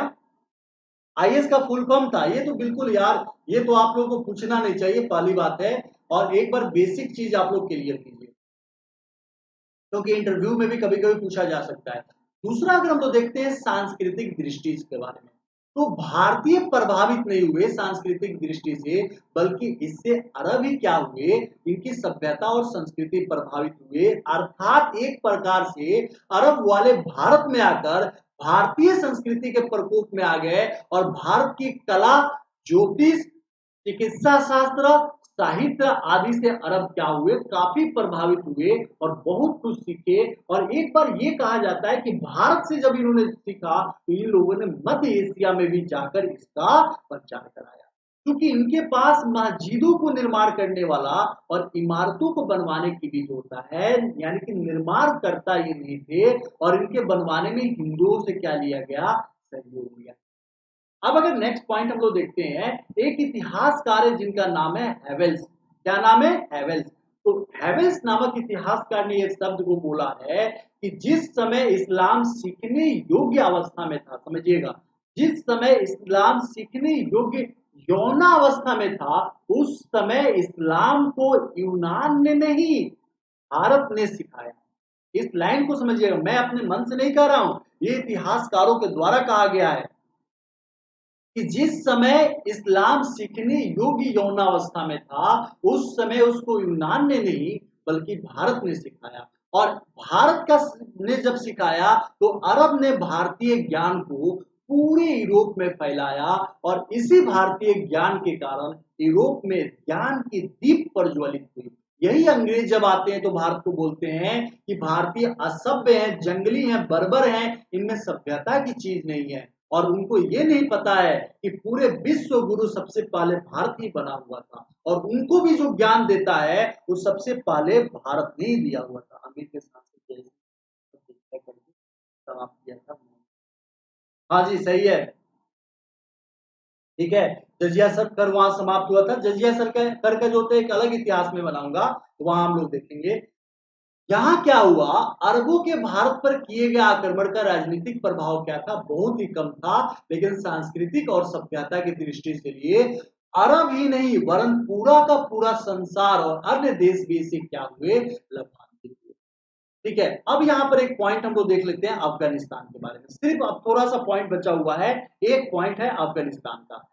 मैंने आपको बताया काबुल और जाबुल 643 से इसको जीतने का प्रयास किया जा रहा था, लेकिन 1870 ईस्वी में, कब, 1870 ईस्वी में वहां के खलीफा के द्वारा छल से और कपट से हिंदू राजाओं को अफगानिस्तान में बुलाया गया था मीटिंग के लिए, बात विमर्श करने के लिए, समझौता के लिए, लेकिन वहां पर पहले से ये षड्यंत्र चला हुआ था इनको मार। तो हिंदू राजाओं को वहां पे सम्मेलन में बुलाकर इनको मार दिया गया, और इस प्रकार से अफगानिस्तान से हिंदू राज को क्या कर दिया गया, हटा दिया। जब 1870 में इस्लामिक राज्य की स्थापना होती है तो इसका नाम रखा जाता है जाबरुकिस्तान। क्या रखा गया, जाबरुकिस्तान। और यहीं पे सबसे प्रथम बार गजनी की शुरुआत होती है। जब गजनी राजधानी बनता है तो ये यही वाला पड़ा। उम्मीद करता हूं आप लोग को जो मैंने अरब आक्रमण के बारे में बताया वो आप लोग को अच्छे तरीके से समझ में आ गया होगा। अगर किसी को भी कोई भी क्वेश्चन या प्रॉब्लम है तो आप लोग, और कैसे सर पूरा क्लियर कीजिए, वो कैसे सर, अच्छा किसके बारे में हितेश जी एक बार आप बताइए, क्योंकि अब मैं यहाँ पे कंप्लीट कर चुका हूं, तो अब आप लोग का सिर्फ मैं क्वेश्चन आंसर लूंगा। किसी के मन में क्वेश्चन कोई भी है तो आप लोग बता सकते हैं, पूछ सकते हैं।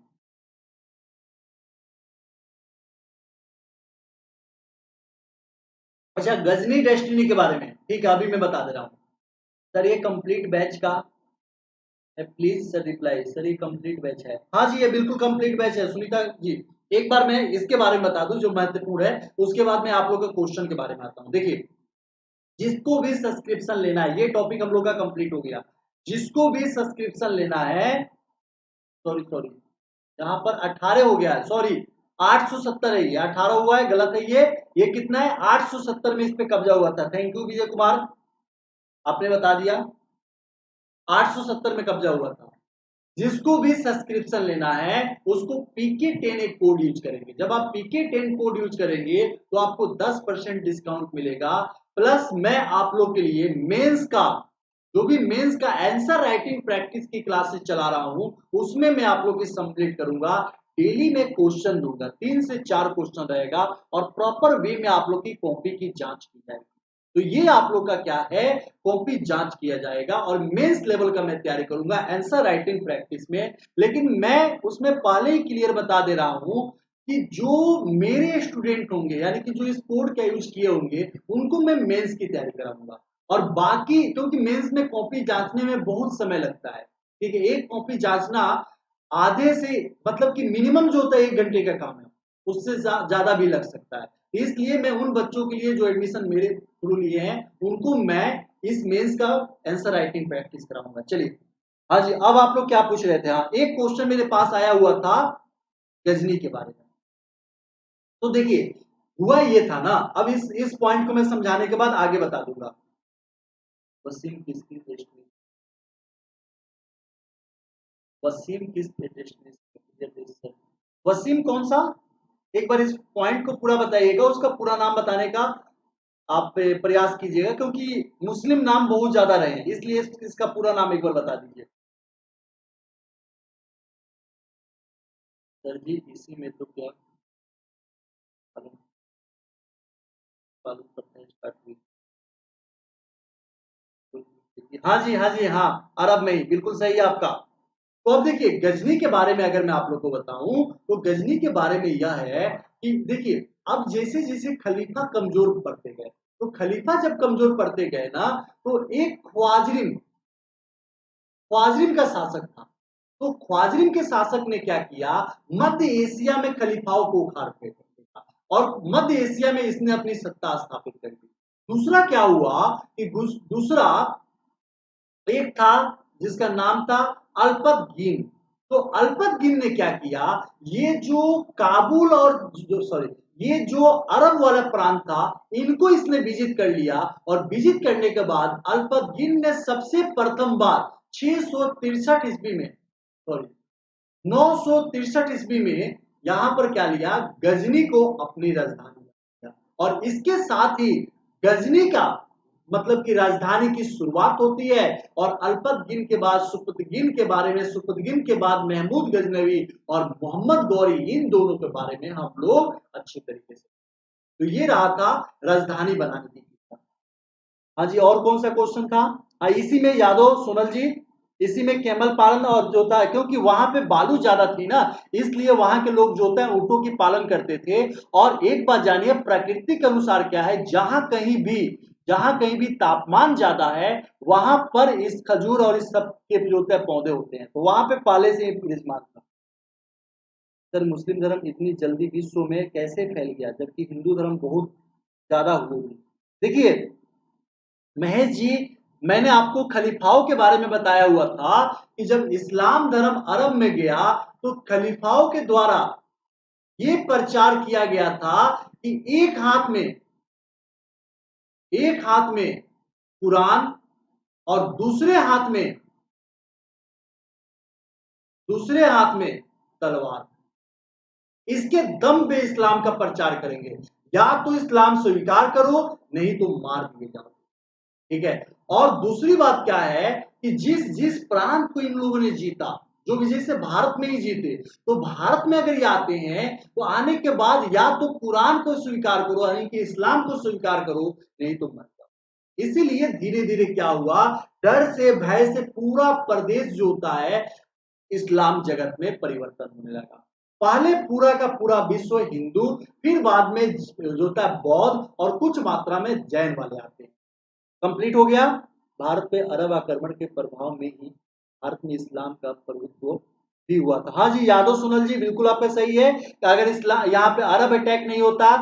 देखिए एक बात और मैं आपको यादव सुनल जी बता दूं कि इस्लाम जगत का भारत में विस्तार तुर्क सत्ता के द्वारा हुआ है, यह आप याद रख लेंगे।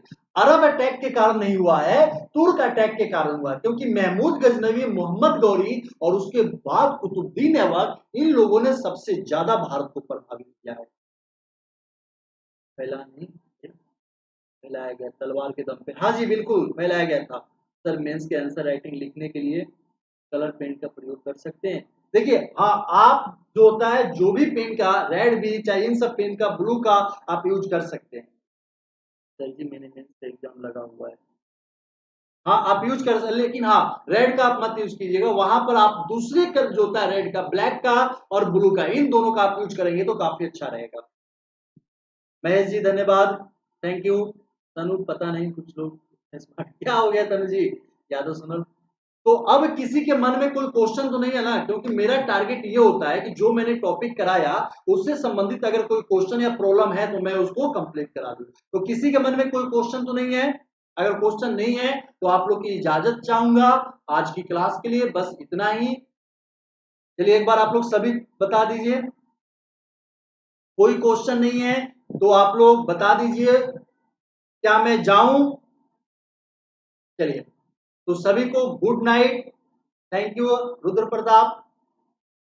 तो सभी को गुड नाइट, आप लोग आराम से एक बार रिवीजन कीजिए, पढ़ाई कीजिए, और दूसरी बात ये अपने कोरोना से बच के रहिए और परिवार को भी अपने जो होता है अपने परिवार को भी कोरोना से बचा कर रखिए।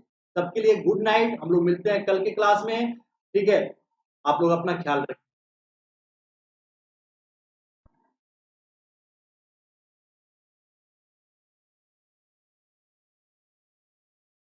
आप वहां पे जो जो भी जो होता है पूछना चाहते हैं, आपको लोगों को मैंने नंबर दिया हुआ, वहां से आप लोग संपर्क कर सकते हैं।